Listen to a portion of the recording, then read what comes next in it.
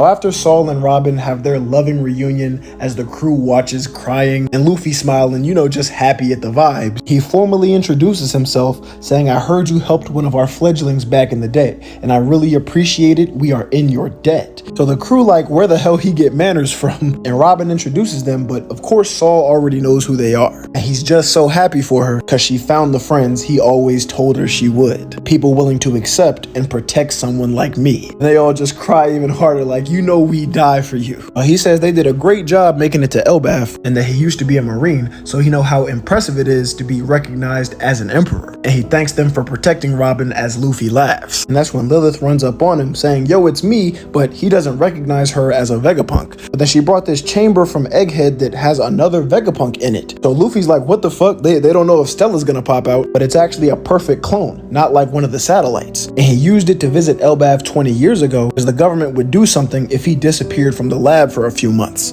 This is actually the Vegapunk he met 20 years ago, not the real one. She needs certain equipment to awaken the clone properly and intends to build a new lab on Elbaf. Oh shit, she's gonna try and restore Kuma as well. So Saul's like, if that's really you, I'm happy to see you after 20 years, but I still don't get why you're a woman. These giant kids are trying to come back and play over here. Saul was using it to try and surprise Robin. This is Angie, Saul's assistant and a teacher of the kids. She's gonna give us a tour of the #1 school in Elbaf. And Luffy and Usopp jump at the opportunity as she explains how Saul opened this place at the request of their last dead king. And while they're running around, Saul's gonna take Robin to the library while the rest of the crew just explores. The kids talking about let's catch them and play prisoners. Zoro's like, hey, should I cut them? As some girl giants tell them to stop trying to hurt Luffy's crew. Just getting in their ass. But after seeing how quickly they're humbled, Zoro asks, are these brats really Elbaf's future warriors? Even Usopp says, yeah, it's not that serious and we weren't offended at all. Aren't y'all supposed to be wild fighters willing to burn the sea yourselves? They're all like, hell no.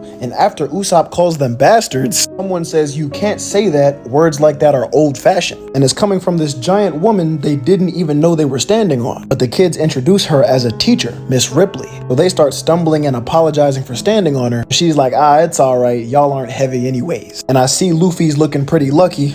It should have been me. But she says they must be shocked because these kids are nothing like the warriors of the past. Saying foul mouths, aggression, plundering, war, those are all relics of the bygone era now. Then she formally welcomes them and apologizes for all the loud brats. But hold up, you're not supposed to say that. Hey, do as I say, not as I do. Now seek to trade with the other nations, not wage war. And those were the words of their King Harold that died. He often clashed with the elders of the villages because he was a visionary that wanted to revolutionize the country. But he was tragically killed by his own son, that crazy prince. And even though Loki has the right to the throne, Elbaf is not going for that shit. So they're gonna continue the tour, but she's like, hey Luffy, what happened to that white form you had earlier? I was looking forward to seeing it. And he's like, that's just me at my freest. And she mentions how he looked like the legendary warriors from the fables of Elbaf and that it made her heart skip a beat because she is from the last generation of warriors. But then it cuts over to Saul talking with Robin about how after Ohara, him and the other giants went there to recover the books that survived the fire. And he tells her to be careful as that book in her hands starts to expand as he says, feast your eyes on the mysterious owl library. Every book that enters this space is gigantified. So all the books they saved from the Buster Call are now massive. And we didn't miss any of them, not a single one. She's just speechless as he says, I never thought I'd have the privilege of showing you this. So many sentimental moments. It cuts back to Loki, who's pretty bored just chained up over here. You see he's talking to somebody on a transponder snap as he asks, is that moment of fear you mentioned before, is that still what motivates you today? And they say, yeah, even now when I think about it, I can't stop trembling. Now we don't know who this is, but Loki says ditto. It's so frustrating. We've been friends for a long time, but for one reason or another, we've never actually met face to face. If I was in your place, I'd have turned that place into a ruin and slaughtered the lot of them. But the person says, I don't want that. He's like, come on, you're too naive. You gotta stamp them out without mercy. Only a fool gives their enemy a chance to get payback. And they say, thank you for your counsel. You use harsh words, but there's a streak of kindness beneath the surface. And I've noticed that more and more. Loki's like, you giving me the creeps, bro. Stop doing all that. Like, kindness? Never say that shit to me again. And the person tells him to chill, but he says, shut up, Mosa. Just you wait until I'm no longer shackled. Now, while the crew is exploring Elbaf, two shadowy figures appear on some far side of the island, and it looks like they did a summoning that the Gorosei did, and one of them looks like fucking Shanks. Now, Robin's still in the library with Saul, Chopper, Bonnie, and Lilith. They're all trying to read the giant books and learn about the owl librarian that makes them that big. Luffy's over here just terrorizing the giant children, taking the swings way too high, so Nami beats him and Usopp's ass for scaring the kids. But Usopp's like, come on bro, I was trying to stop too. The kids run away crying, but really they're just faking it to get a hug. Like, damn, is this universal brat behavior? Now Usopp and Luffy are disappointed because they're just playing with kids. It's not like a peaceful Elbaf is a bad thing. However, one of the kids attacks them and they gotta dodge out the way. It's Colin saying they're wide open. On his second swing, Luffy just stands there and breaks his sword before cocking back a Gear 3 hockey covered punch. Alright Luffy, you're doing too much. This is actually a child. Colin actually dodges it. Well, the rest of the kids hate violence, but Colin's like the old generation. That's so cool. You're an emperor, right? And the rest of them look at him like a delinquent, because he's a brute like the old generation. He tells them all to shut up.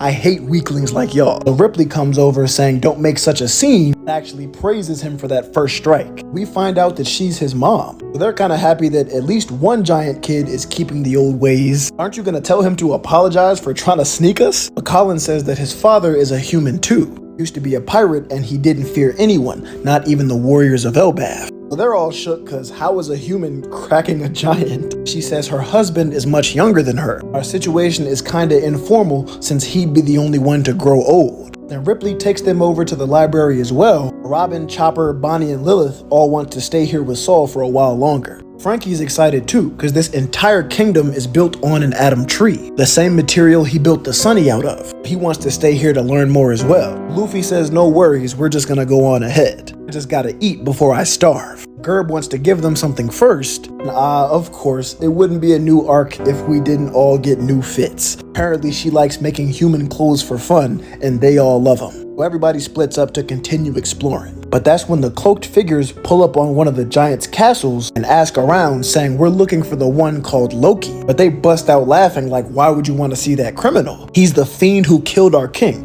That's why this castle is so empty. And we can't tell you where he is just in case he uses you to escape. So the figures just start doing something, causing this giant great pain. As I say, this is what happens when you're too rude and prideful. I wasn't really asking before, but this time I'm ordering you to tell me. Where is Loki?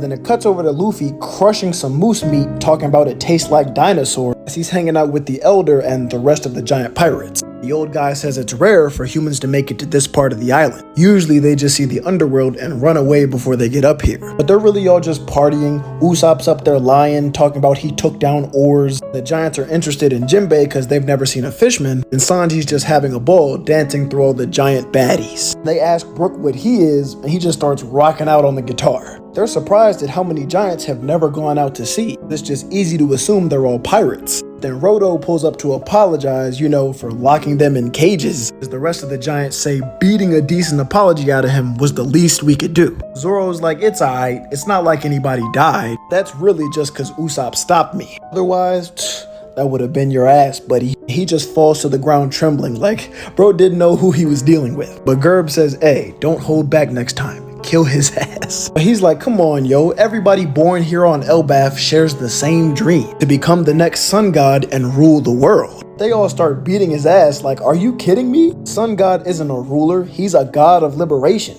a god of laughter. Zoro and Luffy like, what y'all talking about? The Elder starts talking about the sacred Harley texts that have been passed down in Elbaf for generations. These legends are written in an archaic language, so there are a bunch of different interpretations. But no one can say for sure which translation is accurate, so this is the result. According to the Harley texts, the world has been destroyed twice before, and the name of the sun god Nika is invoked after each instance. So who can say if he was the world savior or the great destroyer who brought it crashing down? All we know for sure is that he heralds great change, and that's why the rulers of the day always tend to fear Nika's return.